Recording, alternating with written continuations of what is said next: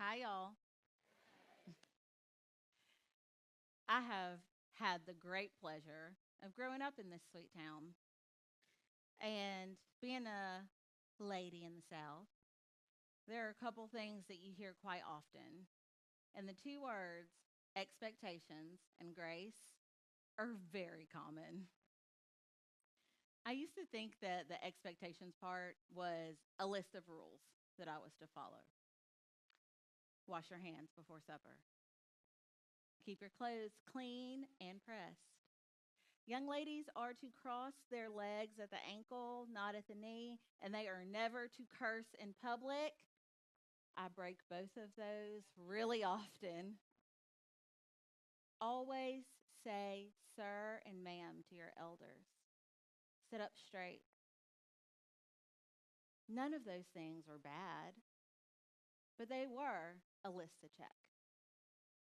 A lot of well meaning people will also give you a list of to dos or should dos, often in a form of a question. It might sound like this: It's not if you're going to college, but where are you going to college? Who are you dating? What's his name? Who are his people? Does your husband intend for you to always work? Are you sending your children to public school or private school? Are you going to homeschool them? How many children are you going to have? Are you going to live in the city or the suburbs? And when those questions are coming at you fast, it's usually in the time in your life when you're also trying to build a network, friendships, a career, a family, all of which you hope is going to last a lifetime. And often that pressure is strong. For me, that list of expectations, that checklist, was very important. And as I got older, I started drowning in that list. I was trying so hard to check the list off quickly, to do all the things that I should do, was supposed to do, was expected to do, that I lost myself. And in the process, I lost two pregnancies. Every day, though, I got up, I got dressed, I curled my hair, I put on my lipstick, I went to work, I led meetings, I volunteered, I spoke, because that is what I was supposed to do. And I was going to check everybody else's list.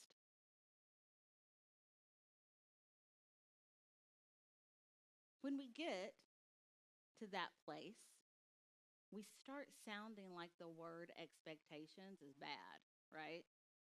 Everything I've said already feels gross, maybe even four-letter dirty word.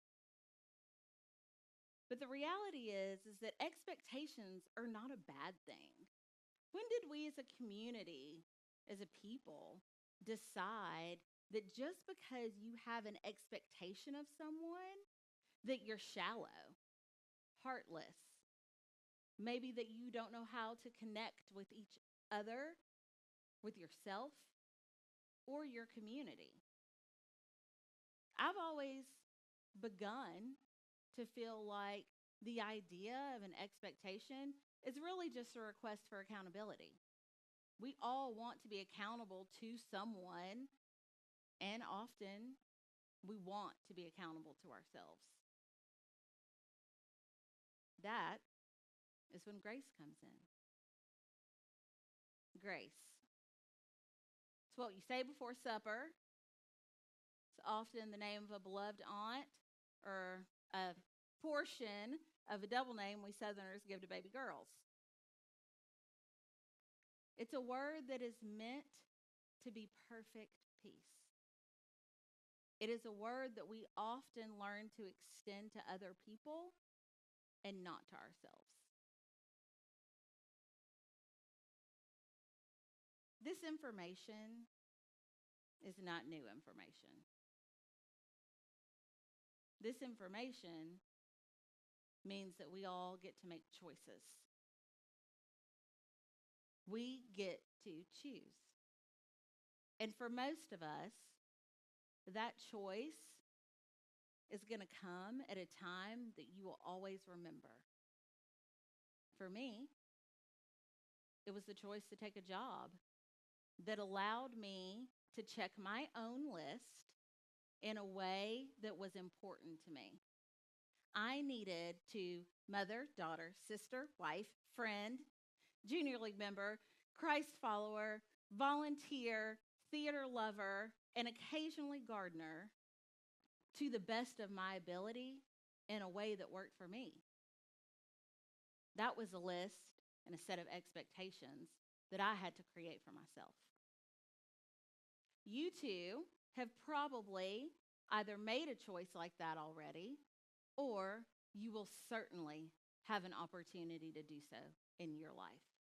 Your choice might be different than mine. You might choose to move to a big city where you don't know a soul, but it's an adventure that you're ready to take. You might choose to say to your spouse, go chase that dream. I can hold down the fort. I can stay with the kids. Some of you will leave 30-year careers. And some of us choose to bring our parents into our homes as they age so that we can allow them to age gracefully and take care of them in the ways that they took care of us. Regardless of what your choice is and when it happens, what I hope you realize is that it's a choice that's yours that you get to make. It is a choice that allows you to rewrite the rules and play in a way that works for you.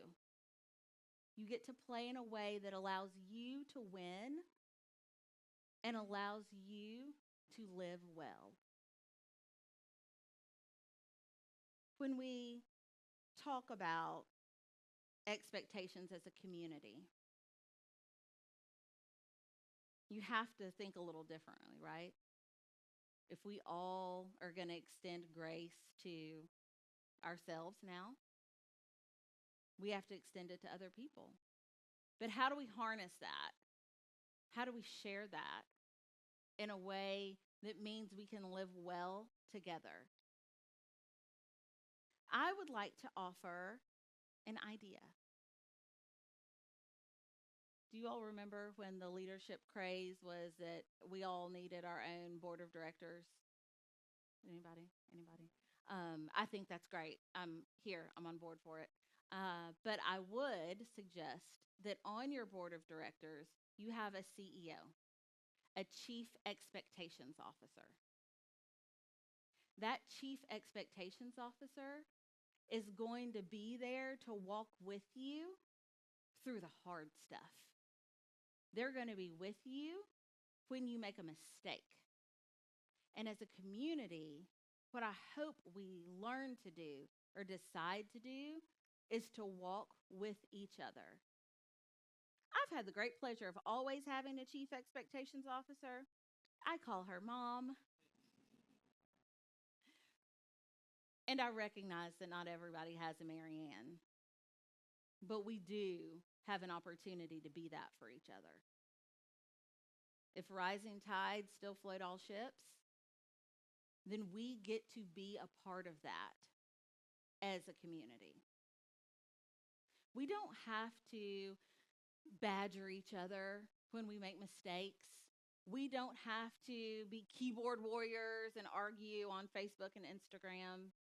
But instead, what we can do is to learn to quietly correct each other. Walk alongside each other and say, oh, I want you to do better. I want to help you in this moment that feels hard for you in life. Example, my grandmother used to require that I picked her up for community events and before church as a teenager. And from the moment that I got out of the car till I got to her kitchen window, where she likely was, she could see me and had already made a choice, a decision for me. And she would often say, "Darling, I am so glad you got here early because we need to go back to your house so you can change that outfit." That was not because she was trying to call me out or embarrass me, y'all, but she knew that whatever I had put on was too short, too low, or too inappropriate for wherever we were supposed to be going. And she did not want me to have to walk that alone. We need to remember to be that for each other. Let's decide that accountability is good. Let's decide that accountability helps us grow and it can make our community better. I don't think any of that sounds like a bad idea. It all sounds lovely, but it will require us to choose each other. It will require us to sit down in front of each other, share meals, share conversation, listen to someone else's opinion, and say, "Great, tell me more." It's going to require us to learn to wave at somebody across the street that we know, look at somebody in the eyes. Make sure you remember that they are real, and so are you. And above all of that, we need to remember that each of us, at the core, we all want the same thing. We want to be loved, we want to be cherished, and we want to live well with the people around us. Now, I like to win. I'm a little sister, and I have the pleasure of leading an organization. And winning is always best. But I want to win for my family. I want to win for the teams that I lead. I want to win for this community. And I want to win for the people that chose to play the game before I ever walked in the room. And we can all do that together.